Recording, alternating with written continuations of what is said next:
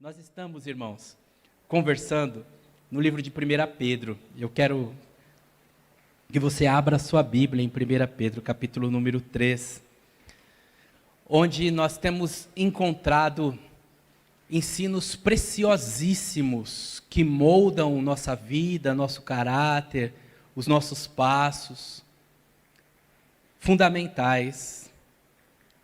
Na fala de Jesus, na ceia do Senhor, eu usei uma expressão que peguei emprestado da noite de hoje, da mensagem de hoje, de como Jesus sabia sofrer. Ele, identificado no livro de Isaías como servo sofredor, fez com que o seu sofrimento não fosse vão, o seu sofrimento fosse didático.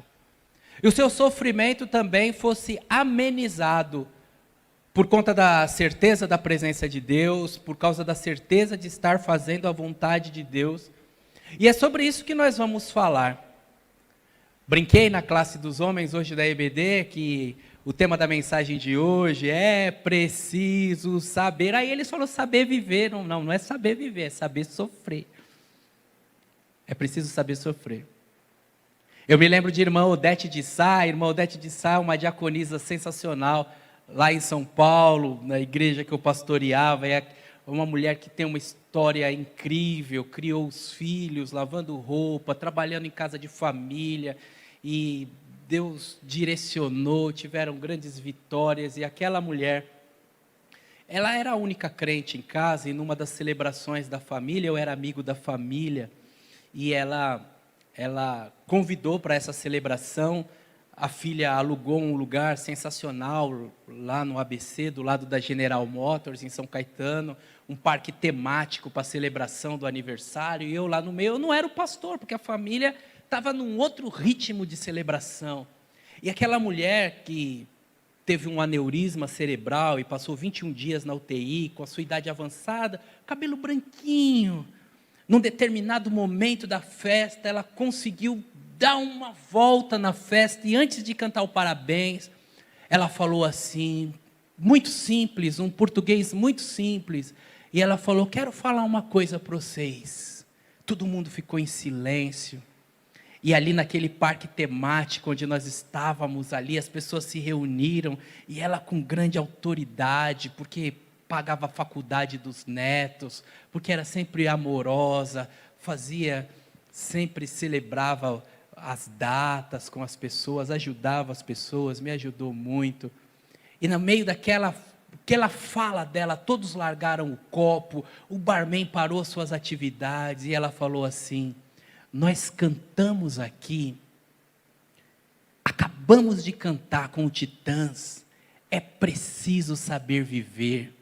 É isso mesmo, é preciso saber viver. Eu já vou fazer 80 anos, e já fiquei na UTI, e já vivi muita coisa na vida, e eu aprendi a viver com Jesus, e Jesus entrou na minha vida. Eu não tinha chance, eu era um amigo da família ali, irmãos. Eu não tinha chance nenhuma de falar. Mas aquela irmã falou, na linguagem daquele pessoal, falou de Jesus, e falou que saber viver é saber fazer escolhas, é saber ser guiado, é saber vencer o mal que habitava em si, vencer o orgulho. E ela pregou o evangelho de uma maneira tão linda, e depois ela me chamou para fazer uma oração, e eu fiz a oração com muita alegria, orgulhoso da irmã Odete, feliz porque todas aquelas pessoas ouviram o evangelho de Jesus. E aquela mulher que sofreu, que ficou viúva, que lavou roupa para fora, que fazia sopa de pé de galinha para os filhos numa primeira fase da vida, e que agora tinha filhos advogados que venceram na vida. Aquela mulher falou do sofrimento dela, e como Jesus trouxe para ela paz no sofrimento. E mais do que saber viver, saber sofrer. Saber enfrentar situações da vida, e saber que o nosso trabalho não é vão no Senhor, que na nossa vida não vem provação senão humana, mas fiel é o Senhor, que junto com as provações também nos dá escape. Então, Nessa noite, eu que troco as letras, vocês sabem disso. Moisés já foi orientado publicamente a desligar o meu microfone toda vez que eu me meter a cantar junto com o pessoal. Desliga, porque eu erro a letra, eu troco as palavras. E o pessoal fala a história daquela pessoa que pediu um hino, que falou, mas que hino? Aquele hino do cão cego. O hino do cão cego. O hino do cão cego. Que hino do cão cego? Aquele lá que diz, ó cão cego, eu andei e perdido vaguei. Essa pessoa não fui eu, mas podia ser, porque eu troco as palavras, troco os pronomes, eu troco tudo, irmãos, eu troco. Mas nessa noite eu não estou trocando, não. O tema da mensagem não é preciso saber viver, é preciso saber sofrer. E eu não quero que você fique triste, não quero que você ache que é uma atitude de mau gosto da minha parte. Poxa, pastor, a gente passa a semana inteira, vem aqui para ter uma palavra de ânimo, para ter uma palavra que puxa a gente para cima, para de alguma maneira a gente poder vivenciar uma situação que diz que a gente pode, que a gente é mais que vencedor. Você vem falar de sofrimento, é porque eu preciso, em primeiro lugar, ser verdadeiro com você, ser realista. A vida é um vale de sofrimentos, tem sofrimentos de várias naturezas. Tem sofrimentos sociais, quando a gente se desajusta, tem sofrimentos familiares, quando situações não saem do jeito que a gente gostaria que saíssem, quando morre alguém que era precioso da família, quando alguém que era da família vai embora, quando os sonhos não se realizam com alguém que a gente projetou e até mesmo jurou diante do altar, ser feliz para sempre, ser fiel até a morte. Preciso ser realista com você que a vida tem sofrimentos, tem dores, tem enfermidades, tem males, tem decepções,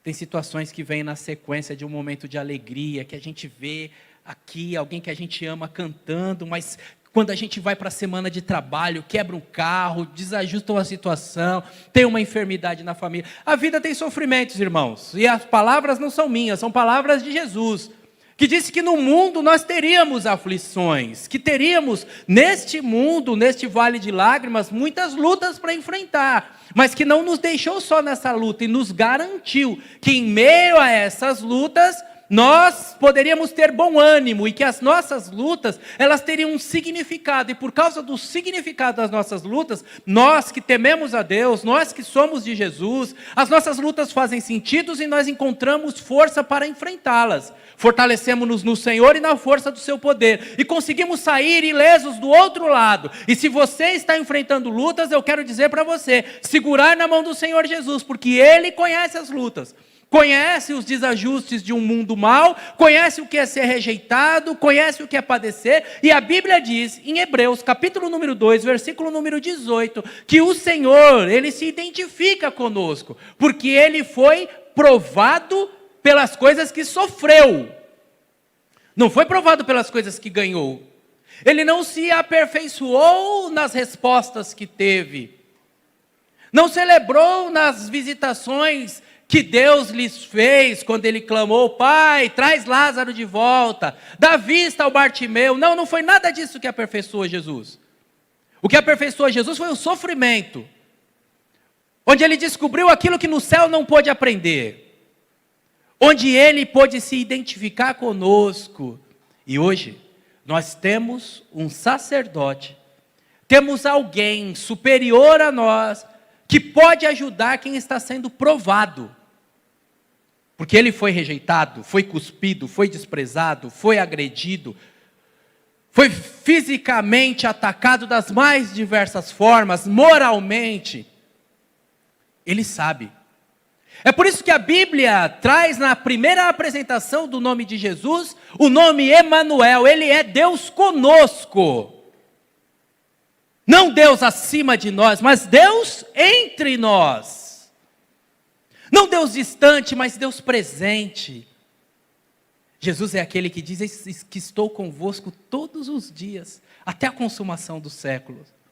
Não há luta que você passe, meu irmão e minha irmã, que o Senhor não conheça. Não há situação da vida que Ele não saiba o que é. Não há nenhum tipo de surpresa da parte do Senhor. Ele conhece conforta, consola, sustenta, e algumas dessas lutas, inclusive, Ele permitiu para que você pudesse subir um degrau, porque a verdade da vida é que nada que você viveu de bom fez você aprender alguma coisa. Os momentos gostosos da vida não trouxeram lições para você, mas as situações difíceis te aproximaram de Deus, fizeram de você uma pessoa melhor, te ajudaram a crescer. Por isso, este apóstolo Pedro, sobre quem nós estamos falando, traz para nós essa fala que nos convida a viver um tipo de vida diferente, melhor, maior, um tipo de vida que faz diferença e que consegue se sobrepor, um tipo de vida que não é questionado por ninguém. Esse apóstolo traz para nós este convite, que eu e você, juntos, através de Cristo Jesus, podemos ter uma nova consciência, para com uma nova consciência ter um novo olhar. Para que com esse novo olhar as situações externas não nos afetem. E portanto, nesses dias de doenças da alma, que podem sim, irmãos, ser um desequilíbrio químico, não somos pessoas ignorantes, sabemos que existem doenças que você tem que tomar um ansiolítico, tem que tomar remédios para elas. Mas sabemos também que muitas delas não são físicas. São produtos da pressão de uma sociedade, da cobrança dos nossos superiores, das mudanças daqueles que se relacionam conosco, sejam na empresa, na escola, no hospital, onde você trabalha. Burnout. Tantas situações que cobram de você, que exigem de injustiças, de mudanças, de gente que quer ter razão em cima de você, sendo que você tem a razão, mas a sociedade mudou. Todo esse tipo de pressão, em Cristo Jesus, nós temos um caminho para amenizar, para através da nossa consciência encontrarmos cura e escape. A nossa noite hoje foi muito densa de atividades, todas elas ricas, todas elas pertinentes, todas elas merecedoras de tempo deste culto. Mas eu preciso falar para você 4 níveis de consciência que o apóstolo Pedro traz para a gente saber sofrer. Para que nessa consciência, para que neste olhar, a gente seja gente que tem mente diferente e que desfruta da vida plena e abundante que Jesus prometeu. Porque foi isso que ele disse: eu vim para que vocês tenham vida, e vida em abundância. Como é que eu faço para ter essa vida em abundância? Essa vida em abundância é conquistada com uma nova consciência. O que o apóstolo Paulo chamou de metanoia, uma mudança de mente. Vejamos então o que Pedro nos diz, começando no versículo número 13. Quem é que desejará fazer mal para vocês, se vocês se dedicarem a fazer o bem? Mas ainda que vocês sofram fazendo o que é certo, vocês serão abençoados. Observe então o jogo de palavras. Ele diz: quem é que vai fazer o mal para você fazendo o bem? Ah, não, ninguém, não é bem assim, não é ninguém. Não é ninguém. Alguém pode fazer, mas se esse alguém fizer, fique tranquilo, porque se alguém fizer o mal para você, você fazendo o bem, você vai ser abençoado. O texto segue dizendo assim: portanto, não se preocupem e não tenham medo de ameaças. Em vez disso, consagrem a Cristo como o Senhor da sua vida. E se alguém lhe perguntar a respeito da sua esperança, sejam sempre preparados para explicá-la. Façam, porém, de modo amável e respeitoso. Mantenham sempre a consciência limpa. Então, as pessoas que falam mal de você, elas ficarão envergonhadas ao ver como você vive corretamente em Cristo. Lembre-se que é melhor sofrer por fazer o bem, se for a vontade de Deus, do que por fazer o mal. O texto é maravilhoso. A palavra consciência aparece uma vez só, falando para viver de consciência limpa. Mas o conceito aparece muitas vezes. E esse conceito, dito aqui, traz na sua raiz um chamado para que eu e você, para que nós consagremos a nossa vida ao Senhor. Consagrem a Cristo como Senhor da sua vida. Esse chamado é um chamado muito sério, irmãos. Porque dependendo da sua tradução, a Bíblia vai dizer assim: santifiquem a Cristo em vossos corações. Santificar a Cristo em vossos corações, esse verbo santificar, ele diz respeito a separar.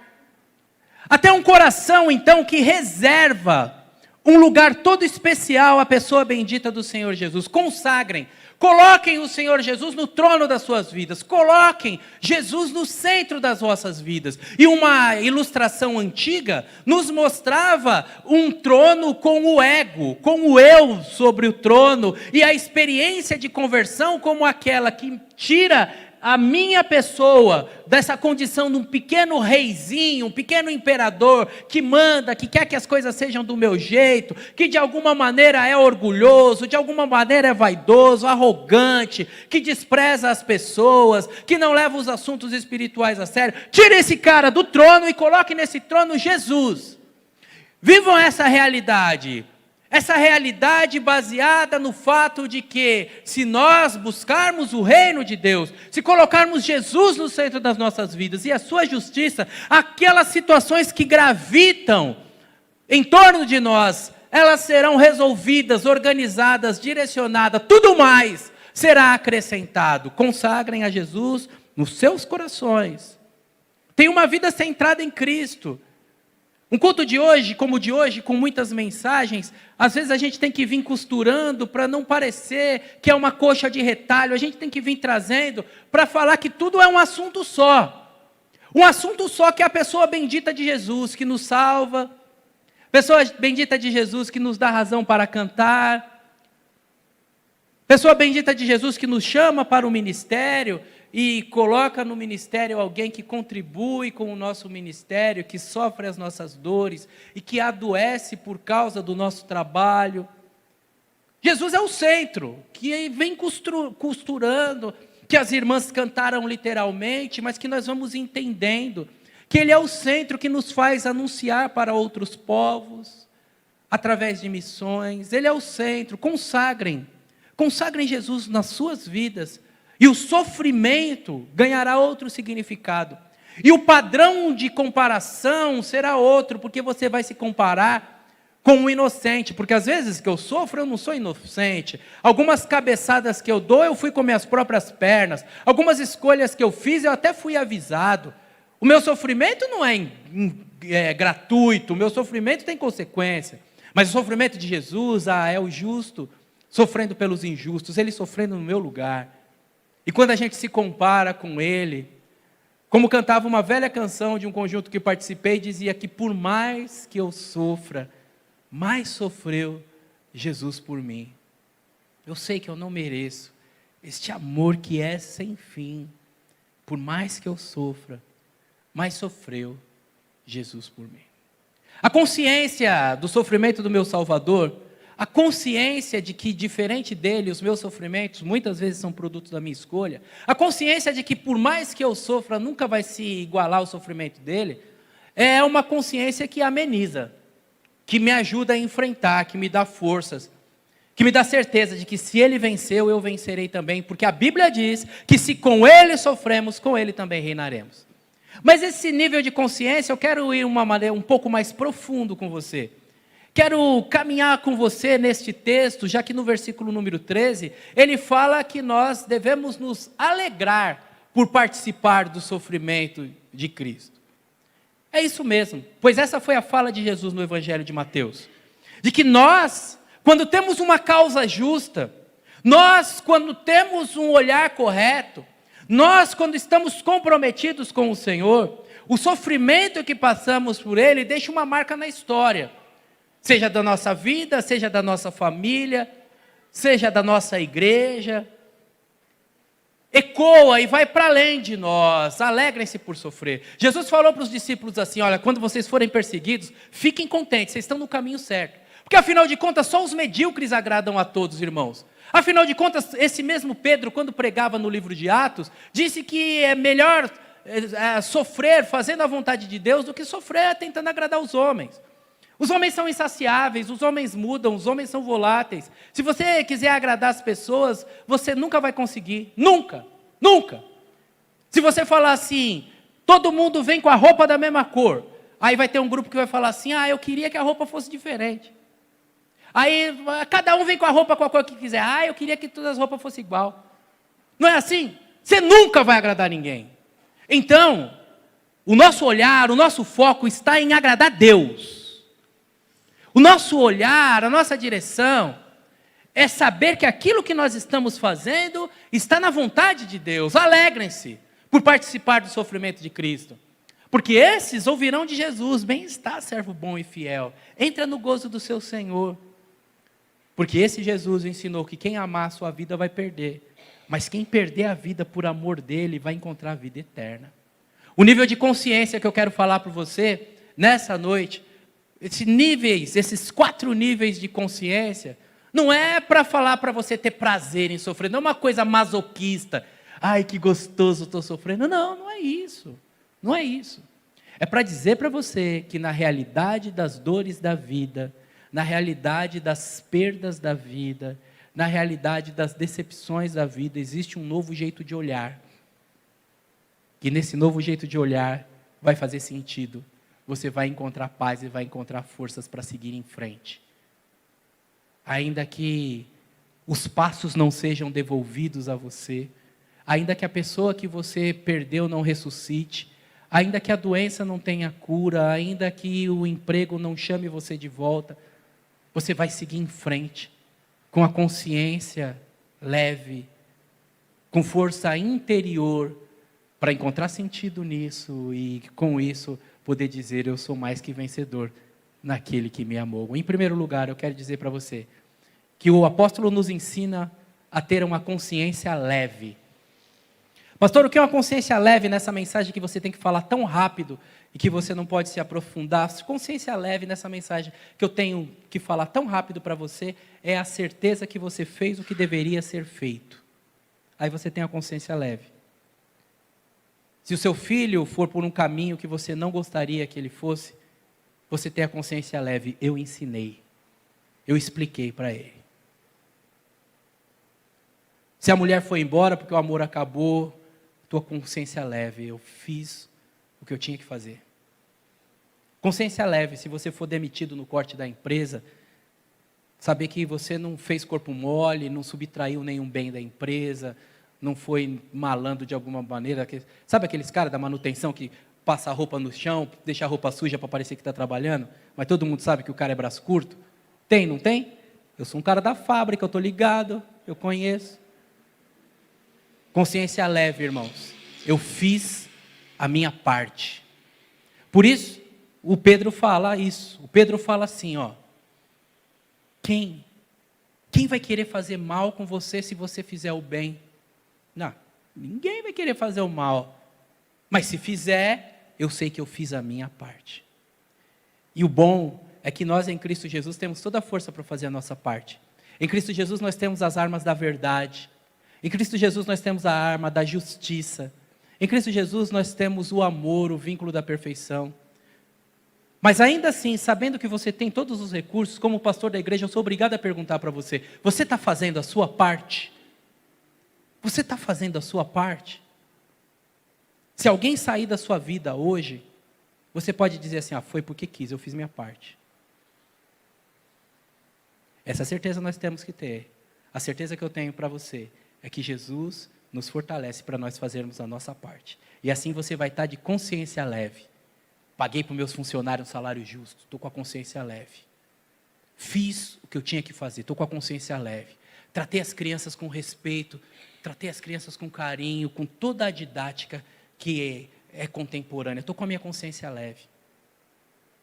Com a consciência leve, fica mais fácil sofrer, enfrentar as dores da vida. Quando as coisas saírem errado, você não tem a voz do diabo te atormentando, não tem demônios falando, bem feito, tá vendo? Relaxado, bem feito. Aí a dor é dobrada, irmãos. Perder e ser acusado, a dor é dobrada. Mas se você perder e não for acusado, você enfrenta melhor as perdas. Em segundo lugar, é preciso ter a consciência plena. Sim, a consciência plena, no versículo número 14, ele fala sobre essa plenitude, de quem está com a consciência fortalecida, e por isso não tem medo, não teme ameaças. Consciência plena é essa consciência de quem então tem a visão global e não deixou brechas.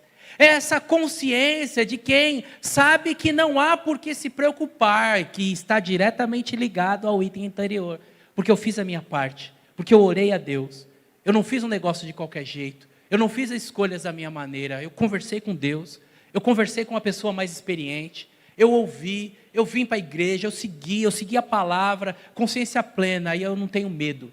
Sem medo, você enfrenta a vida melhor. Quando o sofrimento viesse, o medo tomar conta do seu coração, puxa vida, até os animais percebem o nosso medo. E eu, que você sabe que a pessoa me assalta até com um poodle, né? Aquelas pessoas que me deram o privilégio de visitar suas casas, já sabem disso. Quando eu visito a casa que tem cachorro, eu já fico meio apavorado. Porque se pegar um poodle e colocar assim e falar, passa o relógio, eu passo. Porque eu tenho medo de cachorro. E o pior, sabe o que é, irmãos? É que o cachorro sabe. E aí o poodle vira pitbull, porque ele sabe, ele sente o cheiro, ele sabe. Ele ouve a batida do meu coração, eu sei lá qual que é a psicologia do cachorro, eu não sei. Eu sei que o cachorro mais chumbreguento do mundo, quando me vê, fica macho.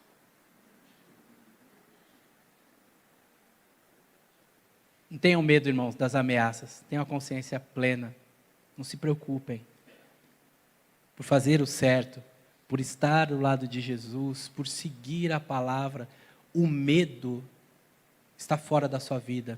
O apóstolo João, estamos falando de Pedro, mas eu posso trazer o João para a nossa conversa. Ele diz que o amor espanta o medo. O que eu estou dizendo para você, que talvez eu não tenha dito com todas as letras, mas quero dizer agora, é que o sofrimento, com o medo, ele se amplia. Se você está com uma pessoa internada e você está com medo, você nem dorme à noite. Se você está com medo, aquilo que é real ganha uma dimensão maior. O medo amplifica o sofrimento. Mas uma vida em comunhão com Jesus, uma vida que adora o Senhor, que está baseada na sua palavra, que está em comunhão com os irmãos, tem todo o recurso para dissipar o medo.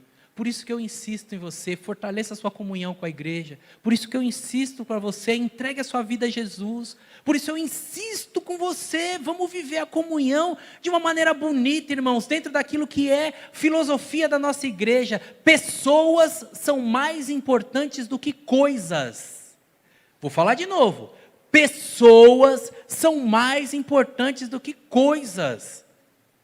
Quando nós entramos no templo, a energia elétrica teve uma variação aí, talvez pudesse ter uma queda de tensão, a luz da rua apagou. Nós poderíamos ter um culto hoje sem energia elétrica. Se as coisas forem mais importantes para você do que pessoas, você vai falar, o culto ontem foi uma porcaria, não tinha nem luz, não tinha nem projeção, não tinha nem teclado. Se as coisas forem mais importantes na sua vida, o presente que você ganha é mais importante do que a pessoa que dá o presente. Se as coisas forem mais importantes na sua vida, você não desfruta dos momentos, não sente o sabor do prato, não é o que eu gosto de comer. Se as coisas forem mais importantes na sua vida do que pessoas, sua vida vai ser muito pobre, muito pobre. E nós como igreja, nem igreja seremos, porque Jesus disse em João capítulo 17, que nós só somos igreja quando nós somos um como Jesus e o Pai é um. Comunhão, irmãos. Não deixe que nada material tire o brilho da comunhão. Nada, nada. A hora que o conjunto vir cantar aqui na frente, pode ter uma coisa material que distrai, que não sai planejado, uma voz que não entrou na hora certa. Não fique de mal da irmã, não olhe com cara feia. O mais gostoso é que a gente está junto aqui, o mais gostoso é que a gente está cantando, o mais gostoso é que a gente está adorando ao Senhor. Pessoas são mais importantes que coisas. Se você entender isso, você está no caminho certo de ser cristão. Por isso que os cristãos no Brasil não fazem diferença nenhuma, e ter a maioria cristã no Brasil não significa absolutamente nada. Porque é gente que vai na igreja. Gente que vai na igreja é uma coisa, cristão é outra coisa. E cristãos aprenderam com o seu mestre que pessoas são mais importantes do que coisas. A sua consciência é plena. Em terceiro lugar e penúltimo lugar, é preciso ter uma consciência ativa. A consciência é até um pouco redundante, né, irmãos? Até um pouco redundante. Se você está consciente, é porque você está num nível de percepção. É que você está discernindo coisas. E esse discernimento, ele produz, ele é ativo, ele responde. Ele é capaz de interagir, de integrar, de trazer trocas. Consciência ativa. É não estar no modo automático, sabe? Já foi em alguma cidade histórica que tem um guia turístico, normalmente um menininho. Lembra da novela Roque Santeiro? Você não é desse tempo, né? Aqui à minha esquerda está a igreja do padroeiro São Roque, que no ano de 1832, ele esteve aqui presente. Eu quero fazer uma pergunta. Pois não, qual que é essa pergunta? Qual ano? Então eu vou te... Aqui, à minha direita, tal... Ele não consegue. O guia turístico, ele não consegue. Ele tem que voltar e tem que falar tudo. Porque ele decorou. A gente dá risada, mas muitos de nós, o nosso louvor é uma decoreba. A gente já está cantando no automático. Muitas das nossas leituras bíblicas, irmãos, não se surpreendem. Tenha consciência ativa, pronta para degustar, para responder, para explicar a razão da sua fé. E olha que ele fala isso de um modo amável e respeitoso. Isso é muito importante, viu? Porque a gente vem aí numa onda de ignorância, né? Uma onda de ignorância gourmet. Sabe ignorância gourmet? Eu não sou ignorante, eu sou sincero. Não é? Não sou ignorante, eu falo o que eu penso, eu sou autêntico. Não, você é ignorante mesmo. Nenhum de nós pode falar o que a gente pensa. A gente tem um filtro social, a gente vive numa sociedade, tem ética, tem uma maneira, não posso falar o que eu penso. Não é assim. E aí a pessoa acha que ela pode, eu estou na minha razão. Já viu gente que fala, estou na minha razão? O Pedro já corta essas pessoas pela raiz. Então, é para você explicar, mesmo você estando na sua razão, mesmo você estando certinho, mesmo que você sempre fez isso na igreja de onde você veio, tá bom, você está na sua razão. Os batistas sempre foram, tá bom, você está na sua razão. Mas isso é de uma maneira amável e respeitosa. Não é porque você tem razão que você vai ser grosso. Não é que você tem razão que você vai falar de qualquer jeito. Não é que você tem razão que você vai ser indelicado. Jesus falou para ser o sal da terra e luz do mundo, é sal, mas não é sal grosso. Sal grosso é de churrasco, né? É um salzinho fino. Em último lugar, depois da consciência ativa, o Senhor fala, e esse termo está literalmente no texto, tenha uma consciência limpa. Sim, a consciência limpa. Porque Ele não dá garantia alguma que as pessoas não falarão mal da gente. Ele não dá garantia alguma que as pessoas serão justas conosco. Não dá garantia alguma que nós colheremos aquilo que nós plantaremos. O mundo é injusto, às vezes a gente não colhe o que a gente plantou. Às vezes somos ignorados, às vezes sem causa, às vezes somos injustiçados. Puxa, eu ajudei tanto essa pessoa. Não há garantia, irmãos. Mas se você tiver a consciência limpa, aquele que foi injusto, aquele que te traiu, te deixou, te ofendeu, te ignorou, te decepcionou, investi tanto naquela pessoa, aquela pessoa, se você tiver a consciência limpa, aquela pessoa, quando ela for comentar com alguém aquilo que fez com você, ela vai ser envergonhada. Você fez isso para Marilza, depois de tudo que ela fez para você? Nossa, você não vale nada mesmo, hein? Aquela pessoa vai ouvir. Ou talvez não ouça. Mas as pessoas vão saber, falar, nossa, que gente, hein? Para fazer aquilo com o Silvio, depois de tudo que o Silvio fez, que gente, hein? É isso, irmãos. Consciência limpa. Para que se houver injustiça, a injustiça pare naquele que fez injustiça. Que dali para frente o seu nome não continue a ser pisoteado. Dali para frente você seja defendido. Porque o Senhor defende os seus. A minha fala para você é um chamado. É um chamado dentro do versículo que lemos. Tenha a mente de Cristo. A mente de Cristo. Porque com a mente de Cristo a gente vive o que Jesus viveu. Encontrou forças para enfrentar a morte. Encontrou forças para passar as trevas mais densas e ressuscitar ao terceiro dia e levantar vitorioso. Encontrou forças para honrar a Deus. Encontrou forças para enfrentar a noite do choro na certeza de que a alegria viria pela manhã. A minha oração é que você não tenha sofrimentos na vida, né, irmãos? Não quero nenhum de vocês sofrer. Se você sofre, eu sofro junto.